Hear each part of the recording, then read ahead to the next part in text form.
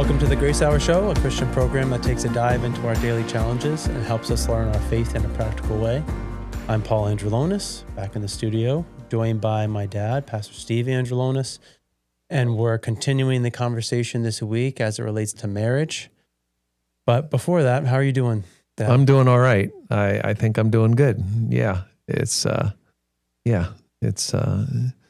it's after Easter. Easter is like a church Super Bowl. Mm-hmm. I mean, that's probably profane to say that, but it's a celebration. It's a celebration. Yeah. It's the biggest moment, and then after we have at our church the big Easter play. It's a big week. There's a lot going on, and this week we're sort of, we want to catch our breath a little bit. Yeah, but it is life goes on, and great family time. Family time with us, eating and talking and celebrating, Easter egg hunt, all of that. It's good. So I guess that we sort of it was a good balance to our life. We had our church time and then we had our family time, and it works, right? Yeah, and that's a great comment of as it relates to what we're talking about today with marriage and work, our marriage and ministry balance and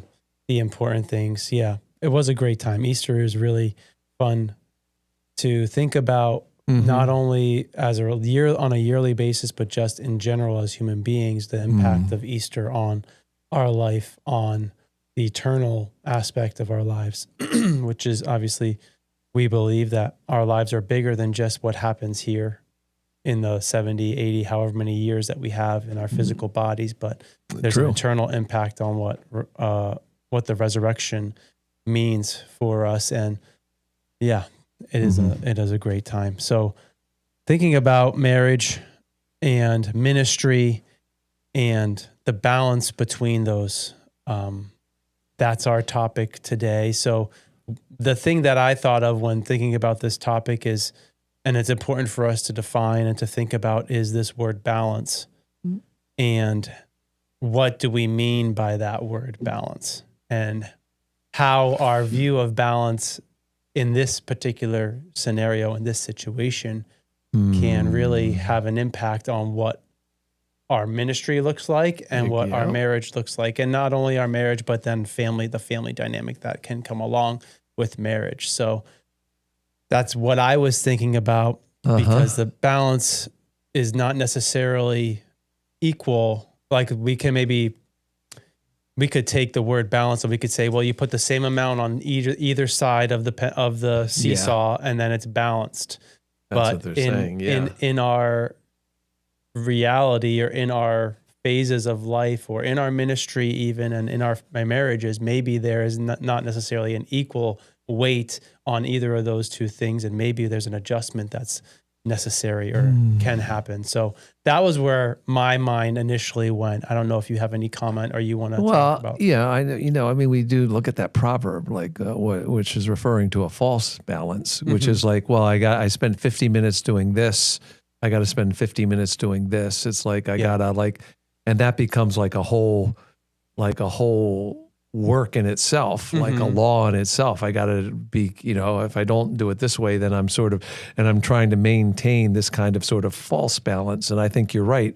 There are times when we are really caught up in the duties and the things that God has called us to do as pastors and ministers.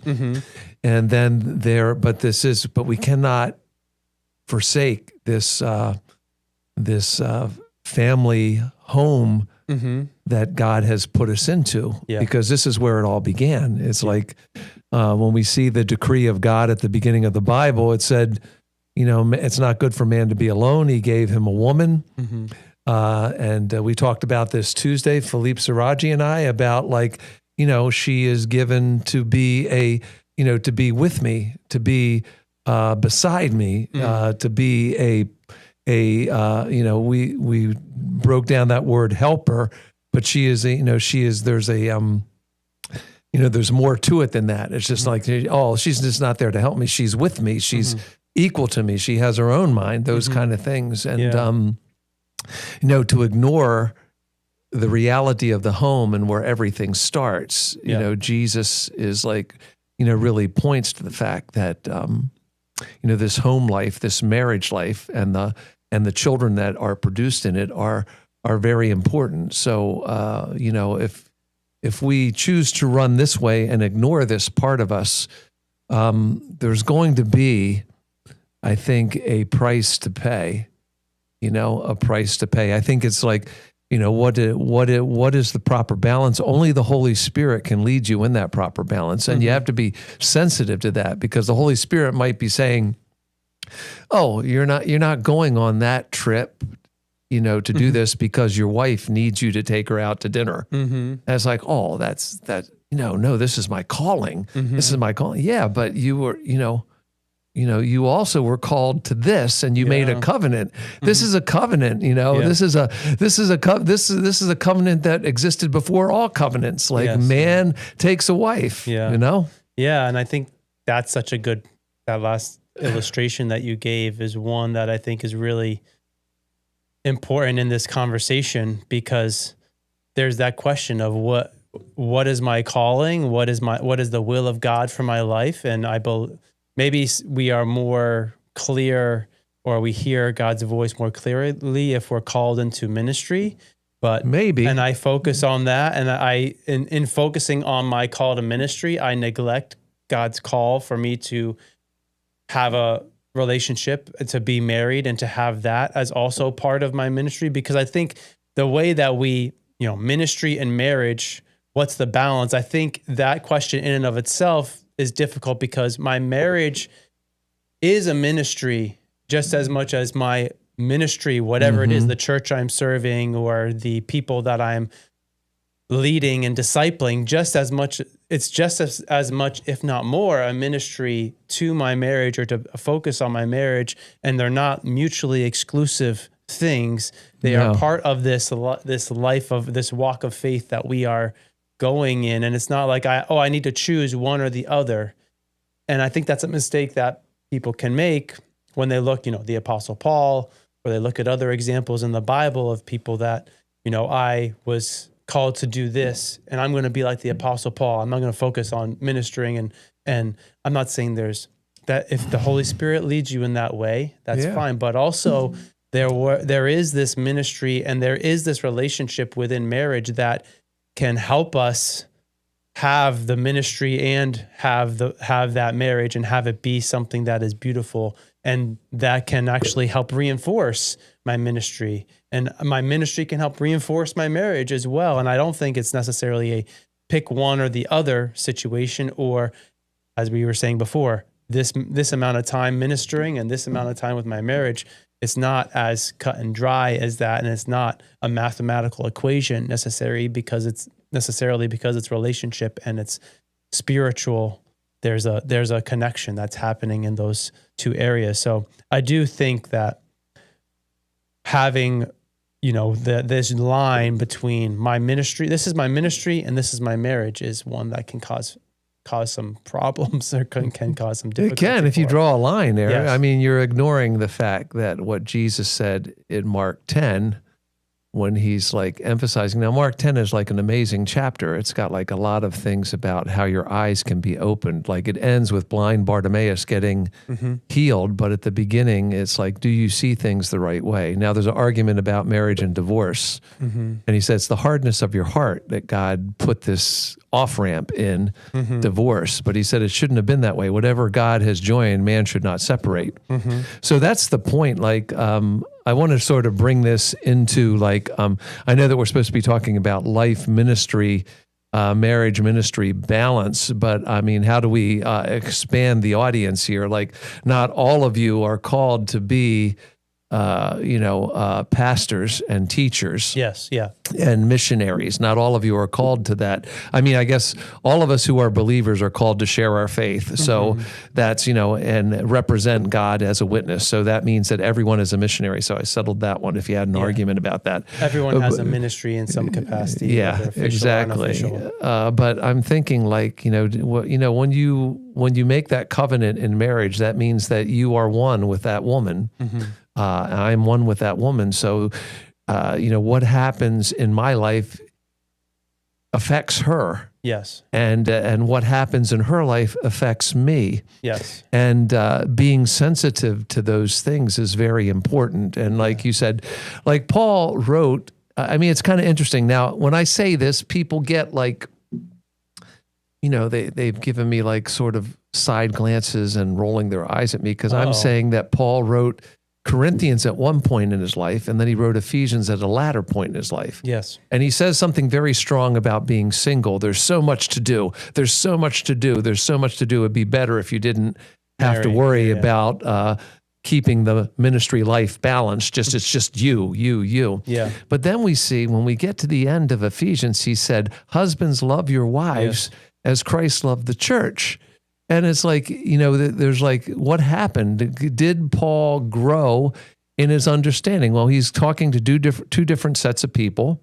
One, in 1 Corinthians, he's very clear to say, this is my opinion, not thus saith the Lord. Yeah. And then when he says this, he's like, it's like, at a certain point, and he's also, meditated on this idea of the bride of Christ, the church being the bride of Christ, and how marriage can really represent something powerfully related to the eternal age to come. Yeah. As we see, the bride of Christ in Revelation at the end. So I think like, that's the first thing. Okay. Are you married? Did you get married? You have made a covenant with the person, and that covenant is before the Lord, and you probably did it in front of at least one witness. It may have been a justice of the peace, but you might have done it through a crowd of witnesses. You might have had 500 people watching you say, till death do you part. And so you got to settle that in your mind. Like, we are one flesh, and Jesus said it. What God has put together, let no man separate. So that means you don't separate yourself from, well, this is what I do, and maybe you have friends like that. I don't have any friends like that who like sort of, they have like these kind of like, they're two people. Yes, they're married and they may sleep in the same bed, but their lives are like very individual. This one owns this business and that one is that. And it's like they only meet at home for coffee or something like that. They're just like roommates, essentially. Yeah, essentially. I don't have anybody like that in my life, but it's kind of interesting. It might be more of a, it's like a contract, almost like a roommate agreement of some sort, or your lives are going alongside one another, but there's not a lot of overlap. But one thing you said earlier about decision-making and marriage is the effect we have on one another. When you're in a covenant relationship, when you're in a marriage, there are decisions that you're making, and none of the decisions you make really are made in a vacuum or are made in an isolated situation, because whatever I do, whatever I decide to do with my time, with my money, with my energy, whatever it is going to impact my wife in some way, shape, or form. Yeah. And whether or not I think it does or it doesn't, it is going to impact. I can act like this is just me making a unilateral or decision in autonomy, but there is the consequences or the residual effect of whatever I decide to do. And I think that is a thing that people have trouble with, because I want to be able to make a decision and not have anybody I want to be able to do what I want to do. And I think it's a viewpoint, at least in the world that we live in now, where people don't want to subject themselves to somebody else being impacted by my decisions that could prevent me from doing what I want to do. But in this conversation we're talking about, I am making my decisions considering my wife, and my wife is also making decisions considering me, because the thought is, if I'm married to someone, then I can't do anything I want to do, and I have to think about my wife.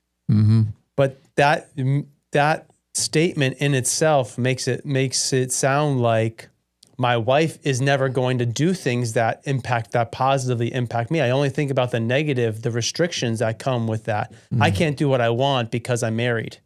Yeah. It's like, well, what if your wife does something that you actually want and you don't realize you want that? Yeah. Or you're limiting whatever relationship you have with somebody in order to make sure they appease and do everything you want and match up with your expectation. And I think like the effect that we have on one another in a marriage, that a husband and wife have on one another. Like affection is part of, the affection we have towards one another is one that, we think of public displays of affection, like hugging or kissing and having those types of representations of our love for one another.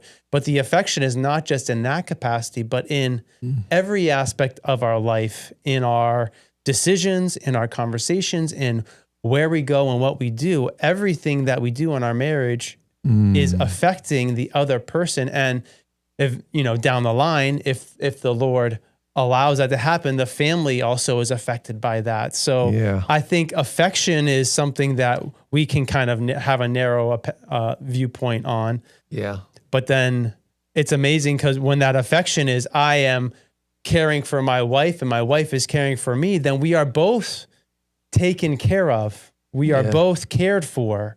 We're not dying to ourselves just so that we can serve our spouse, which we are doing that. But my wife is doing the same thing for me because, like I said, we could say, well, I'm just supposed to give up on all my dreams and everything I want to do because I got married. It's like, no, but maybe your dreams were too small, and maybe it's possible that your wife can actually supplement or give you the care for you in a way that allows you to see bigger and greater dreams. Because it is true that we can limit in and of ourselves. We're limited in what we can do.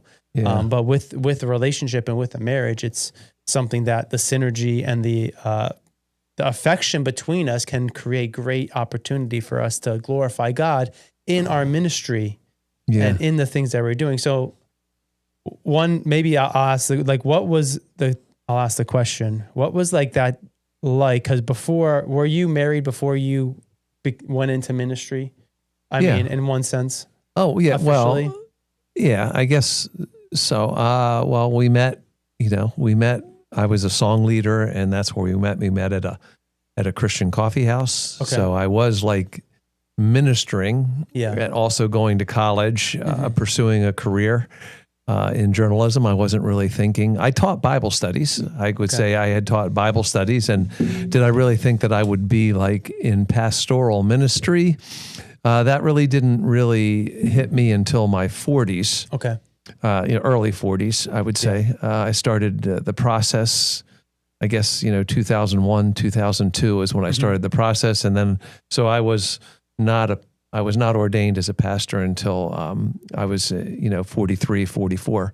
So that's a different thing. We had you guys, we had 3 kids at a certain point. Certain point, what was it? Let's see, Sarah will be 36. 36 years ago, there was a point in time when we had 3 kids under 3. So that was, a lot of work for both of us. I was 28. Your mom was 24. So, but I don't know where. I mean, actually, the person that led me into the ministry that I went into was my wife, Jean Marie. It's there was a certain point when you guys were all in school, and she decided that she wanted to become part of this woman's outreach. And so she would bring you guys here, and then she would go on this outreach. And then it turned out that this outreach was to some housing projects in Baltimore, and they needed men to go because some of these places were kind of, it was daytime, so it wasn't so dangerous, but it was, it'd be just good to have a guy along. So I started coming, and then that sort of opened the door. I started doing Bible studies, and then I started visiting this, and then, a couple years later, they said, you should think about becoming a pastor. And so I did. Yeah. And so, really, would I have this ministry if I didn't have my wife? No. So, she opened that door. She was going to this, and I thought I should go to that. And she made the suggestion, they need men. All right. So there was 6 guys that came, and we all went to different teams. There was that happened on Thursday mornings for some reason, from 10 to 12, we did that. And so it was interesting. But I think the thing that we're saying, we inflate when we're saying,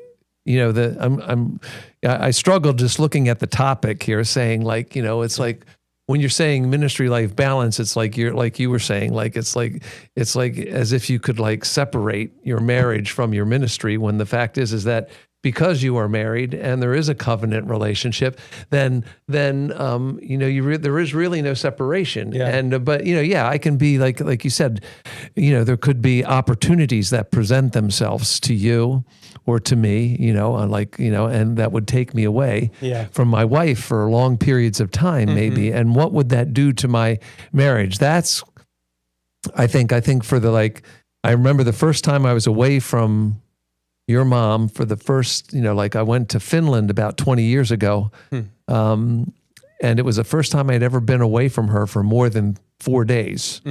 It's like throughout our whole dating life, there had never been she would go on trips or I would do something, but this was a 10-day excursion. I went to this place. I think I went to Helsinki and Budapest and then came home. But it was the first time in the history of our marriage that we had been apart. And I can remember at a certain sense, wow, I mean, I gotta talk to her. Like I had to get on email. It's like I didn't have a cell phone at that point. It was like kind of a crazy time, ancient times, no cell phone. I had to find a computer where I could get on and email her and everything. So that was so I remember that, but I remember the pull because, even though I was away from her, it's like she was with me and I was like, that kind of thing. So I mean, it's, I think the thing is, what counsel could I say? If you're called into marriage, that's a calling and you stay there. If you're called into ministry, that's a calling.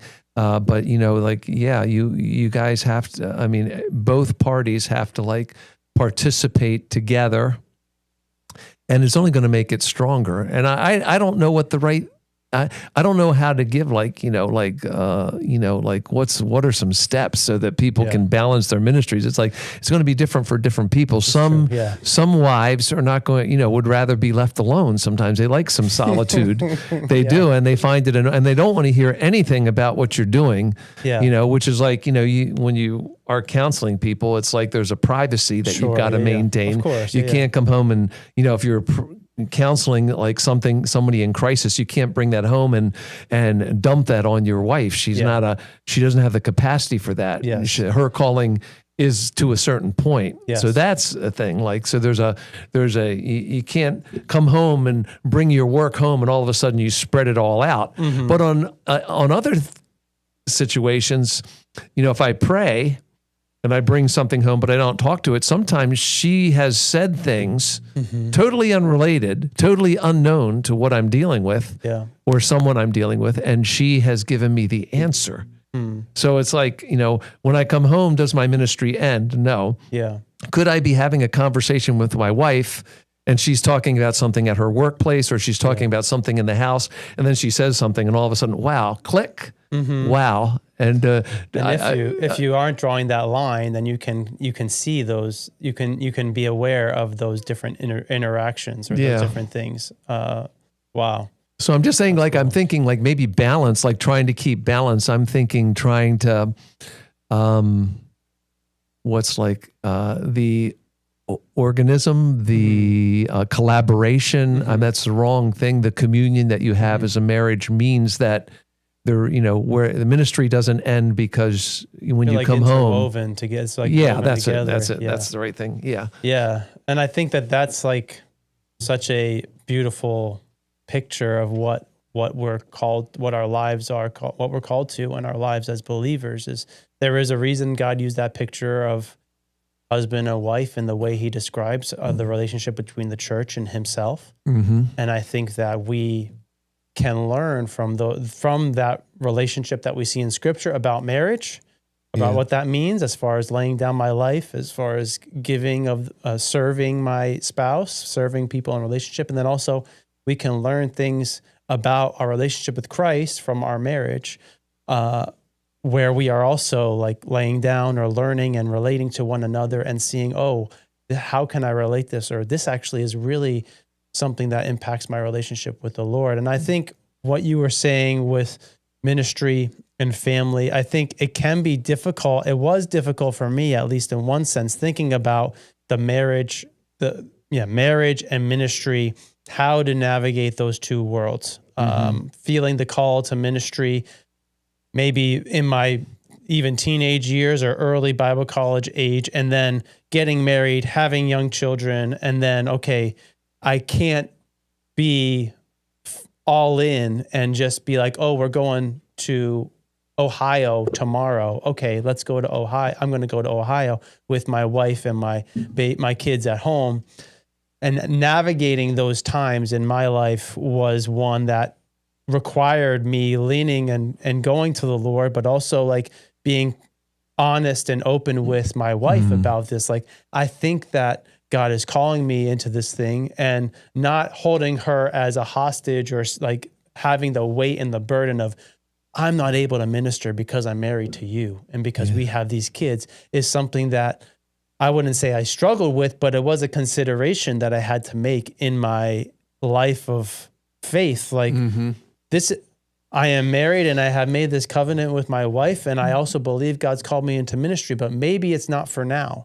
Yeah. Maybe it's for a later time. Maybe right now my ministry is to be present and to be focused and attentive to my wife and to my children at this time in my life, and trusting that the Lord, his calling on my life, and whatever that looks like, whatever dream, whatever vision of my ministry life, whatever that would look like, that he will work that out and he will bring me along in that place. And to neglect those relationships and to focus on ministry at that time would have been incredibly detrimental, I think, not only to those relationships, but to my view of ministry in and of itself. And it's one of the things that kind of, when I was considering getting ordained or going through that process, it was a major consideration of mine. It's like, okay, what impact is this going to have on my family? Yeah.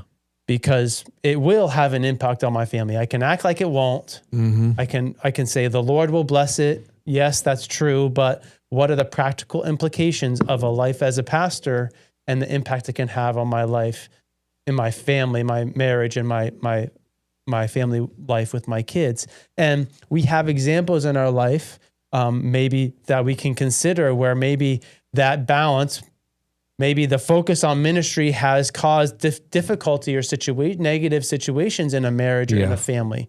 We have those that have occurred. We have examples that we can look at where, okay, maybe this person was a little bit away from their home too much, and the lights or the fame or the attention that I gain from ministry is outweighing the life that I have in my marriage, and it can cause problems. And I think that's something that I was weighing a lot, especially during that time of considering whether I would go into ministry or whether I would officially become a pastor after feeling that call. Was like, okay, well, what is this? How is this going to impact my life and my family life? And God gave me that rest and that peace and the freedom in having that conversation with my wife and my kids before being ordained, and saying, this is something I think God's called me to do. This is something that's going to impact all of us. And how is this? I want to be clear and honest with you about this. And it may require this and it may require that. And if it's too much, whatever it is that I'm doing, what I think the Lord has called me to, if there is something, an area of my life or a ministry that I'm involved in that is causing too much distance or too much difficulty in our family life, you need to, if I'm blind to it, you need to tell me. Yeah. You need to be clear with me so that I don't so I don't put more weight on this side of the scale when I need to have it over here. Because that balance that we're talking about, I'm balancing, I'm weighing too much on one side of the scale. I need my wife to help balance me and recognize that I'm putting too much weight on something. And those moments, that consideration before going to ministry was obviously a big one. And having to make difficult decisions, I think, is an important part of our walk of faith. And having somebody that we make difficult decisions with in a marriage is something that is incredibly beneficial and incredible knowing that this person cares about me Mm-hmm. and loves me and wants the best for me, and I the same for them. And this, maybe it's hard to hear somebody say, yeah, you're spending too much time going soul winning or like Whatever. teaching or this. And I was like, yeah, that can be a true statement. And my wife is not being spiritual by telling me that. That's true. She's telling me that because this is a covenant, and maybe this is a question that we'll have time. We have time to do it, but the question is, we have you mentioned covenant relationship in our marriage. Yes. Is it possible for us to have the same type of relationship with our ministry? And is that as far as I feel my marriage is meant to be and is forever. Mm-hmm. Is my ministry, my call to ministry, forever? Or is it on that same level as my... Okay, is it on that same level? Well, I'm going to give a biblical answer. Go for it. Because I just went through the book of Leviticus. And you know that there's a spot there in Leviticus where it says that, that the servant Levites start ministering at 25. Mm-hmm. And then at 50, there are dynamic changes in what they do. So it seems to me that, now you can argue this with me, but this is a conviction that I've come to the conclusion at, and I think it speaks to like how we go from generation to generation as a ministry, is like, will I forever have the position that God has put me into? So that's an organizational element. And I'm looking to Leviticus and I'm saying, well, in Leviticus, they said you start at 25 and then at 50, maybe you become a mentor. You're not like doing the hands-on thing anymore. The younger guys are doing that and you're in a different thing. So that's for another program. Sure. I'm thinking like, but I mean, you have a covenant with God when you were called into ministry too. Obviously, like, someone like Spurgeon never was officially ordained, but he had like a covenant with God and he had huge church and then a Bible college and wrote a lot of books and everything. So the Prince of Preachers, he's called. And if you read his sermons, you know that he had a real insight with God, really great relationship. Also had like a great and long-standing battle with depression. And he had a wife that helped him through those things. So what am I saying? Yeah, so I think you have a covenant. I'm just saying, I'm trying to say, like, if you're trying to look at a way to like, keep the scales, there's going to be sometimes when you're doing this, sometimes when you're doing that. It's like there's going to be more, you're going to invest more in this at this time, and then, God is going to lead you. I think the Holy Spirit is very clear. If you're listening, if you're listening to the Holy Spirit, he's very clear. And like you said, you don't want there to be like, I always think of Elijah. You don't want your wife to be like, have an earthquake or a storm or a fire to get your attention. God wasn't in any of those. You want to listen to the still small voice of God and just be attentive to like what you committed to. You made a life commitment before God to that. Now, like, okay, could a person be called into something and the partner, the spouse, the wife or husband, limit the Holy One of Israel? I've never heard somebody say that, but I know people who, maybe their marriage has crashed or burned because of that. It's like, it was too limiting. It was too limiting. It's like, that is, the marriage was too limiting. Well, the spouse was trying to limit the Holy One of Israel in a person's life. I don't think he put it that way, but it was like, and it is like, when Jesus is talking in Mark 10, he's saying, you have to have a sacred view of marriage, and you have to have a sacred view of children. And I think why? Because this is the way things started. Yeah. You wouldn't even have a ministry if it wasn't for Adam and Eve. It wasn't good that he was alone. So the family was the first institution.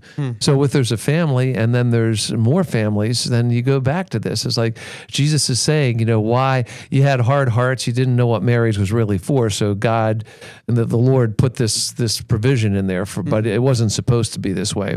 And then the very next passage in Mark 10, it's talking about children, like suffer the little children to come unto me. Like, do you have the right attitude toward marriage? Do you have the right attitude toward children? Because then it goes on. If you have the right attitude towards marriage and the right attitude towards children, then you'll have the right attitude to what it means to serve God. Because if you go through, Mark 10 is very interesting because then you get into the whole idea of the rich young ruler. What can I do? Yeah. And then you have the argument between James and John and the other apostles, who's the greatest? Yeah. And Jesus says, serve. And like the whole chapter begins with like, well, really service begins at home. Do you serve your wife? Do you serve your wife? What does that mean? I think it means like, do you know her schedule, her calendar, those kind of things, the details, the things that she likes. When I left my career at the newspaper, I let my wife make the decision because she was going to be carrying the load in terms of financial thing. And I said, I can't make this decision. You have to let God speak to you. And God spoke to her. There's been like several occasions when God has spoken to her. It's about this thing. Sometimes she hear God in the shower. God showed me that you're supposed to do this. I just got a vision. I just got a revelation from God that, you should do this. I can't remember what it was, but she came down. She said, I was in the shower and God, and then there was this, and then I remember, when I left my job, we went to Pizza John's, had a pepperoni pizza and a large Pepsi, and she just said, with great fear and trepidation, I think you should take the buyout and leave the Sun and, go into ministry. But, I didn't come home saying, this is what we're doing. Yeah. This is what's going to happen. I'm not, this is my exit strategy. And it's like, you were with me. This is like, we got children. Our children are just getting into college. It's like, what are, there's going to be bills to pay and everything like that. And I don't want to, so, being aware, like to keep your marriage in order, you got to be aware and pay attention to that person who's one with you. Yes. And if you don't, your ministry is going to suffer. Yeah. I mean, if you don't, that's what I'm saying. The M's are together. It should be one word, marriage ministry. That's like one word. It's like once you are covenanted in a marriage, you are one flesh.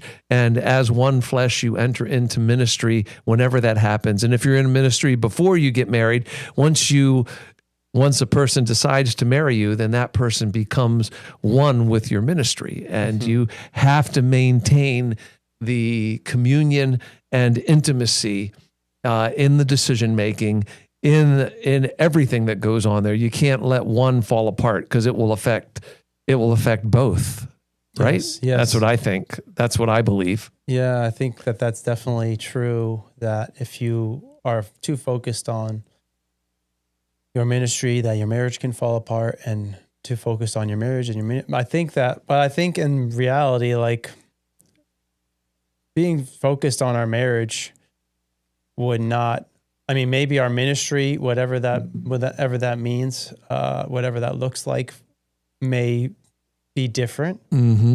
But maybe we're not needed in the ministry at that point, that time. And I need to be focused on my marriage.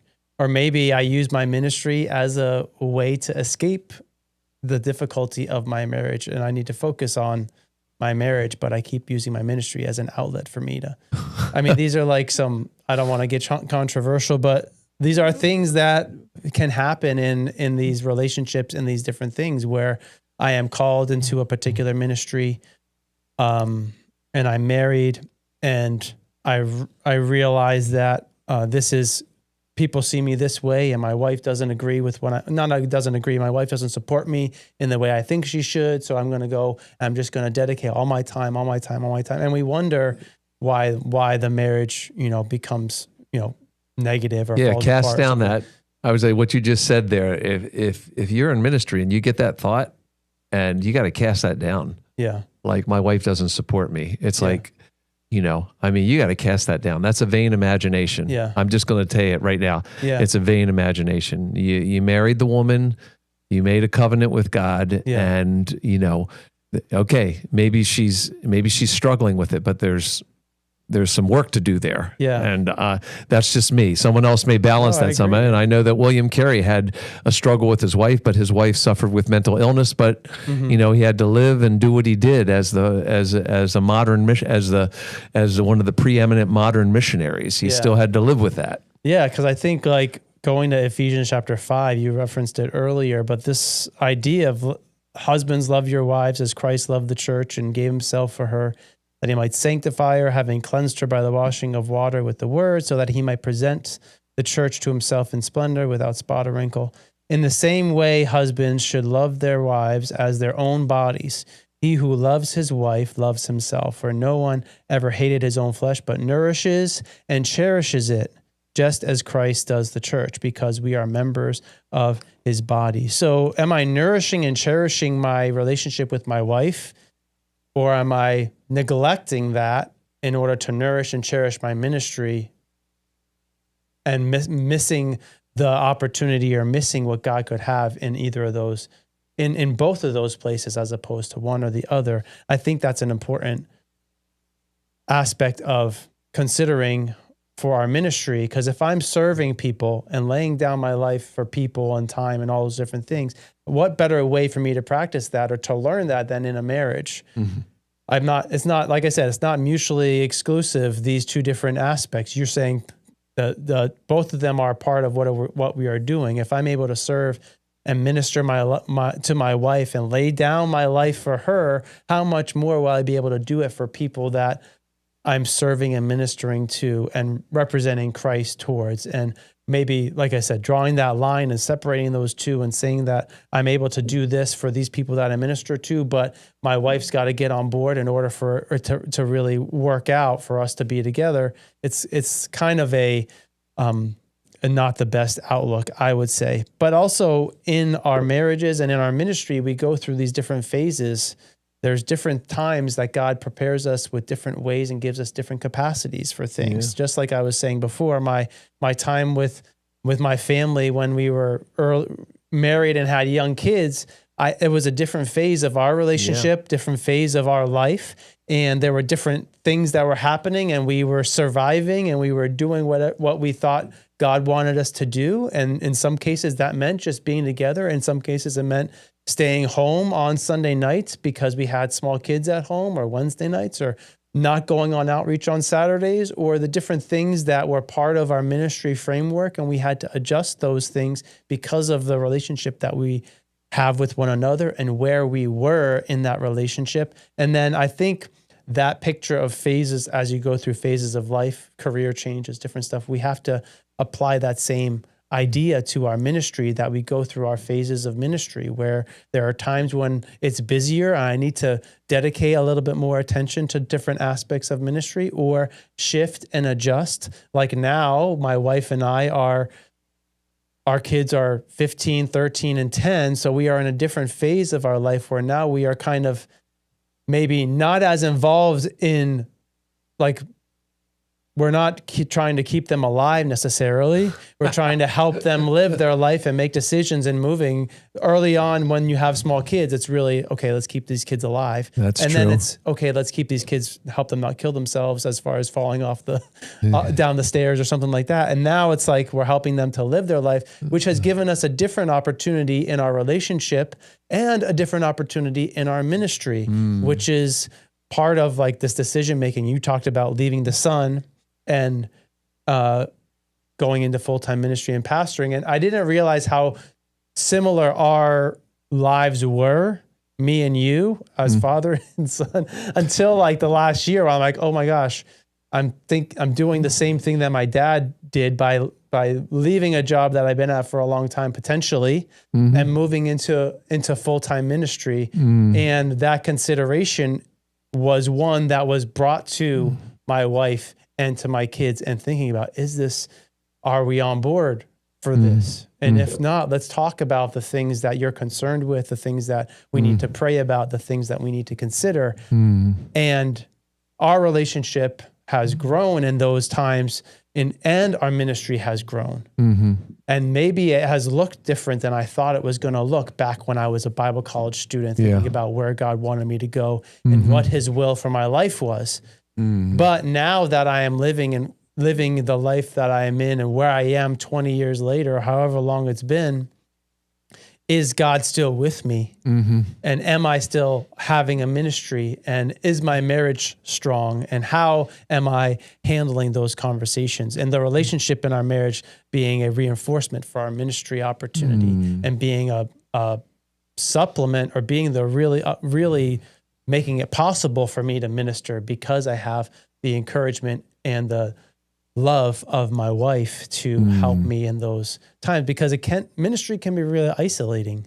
It can be. Yeah, it can be isolating. And then when it gets to isolation, that's like that's contrary to scripture, because we see that, there are times when you need, like Jesus went away, but he always came back. Yeah. And so, you do have your times. I said this idea of getting out on a hermitage, this is like a corruption of the biblical record, and trying to command. But I would say, like, just sort of like as we conclude here, I was just saying, like, what is a good thing? It's Thanksgiving. I think it is. Like, you are thankful. You're thankful for what God has given you, and that's the thing. Like, give thanks for what God has given you, and really express that thanks to Him always. Give thanks for the woman that He brought into your life, or the man, if you could be a woman that's going into ministry. Of some sort. And I think that's pretty much it. Like, are you thankful for that? And just arrest yourself if you're not thankful and you're thinking of that. And the other thing, like, I don't know if this is available somewhere, Jehu, but somewhere in the Grace Hour archive is a family podcast that all of us did. And we talked for about an hour or so about just what it was like to be Andrulonises. And, that you can find that somewhere, and you can look at it and watch it, and you'll see all of us talking, all six of us. Is this five of us? All five of us talking. I'm more than one. I'm schizophrenic. I got two sides. I'm sorry. I'm very sorry. I'm very sorry. I don't want to make light of that. You're not schizophrenic. He is not schizophrenic. No. I just want. I'm so sorry. You got to be careful. I've been talking a lot today. Yeah. So anyway. So maybe one thing for those people who aren't married and are thinking about marriage and ministry, it is an incredible reinforcement for ministry to have a spouse, to have somebody who is supporting you. And the balancing aspect of it, or the value system you have for it, I don't think it is something that we need to consider. They're not equal, but we need to think about them and how they can reinforce one another, especially as you're considering what God has called you to do. There's amazing potential in ministry while also being married. And if God has called you to be single and to be ministering, that's an amazing blessing for you as well. But God gives us the capacity in those different areas of our life. And we are looking to Him, the author and finisher of our faith, and His presence with us in our marriages, in our single lives, in our ministry lives, and being available to Him and laying down our lives as He laid down His life for us in each of these different phases and each of these different states that we find ourselves in. So thank you for joining us today. Thank you for listening. I pray that God blesses you and keeps you, and have a great rest of your day, rest of your week.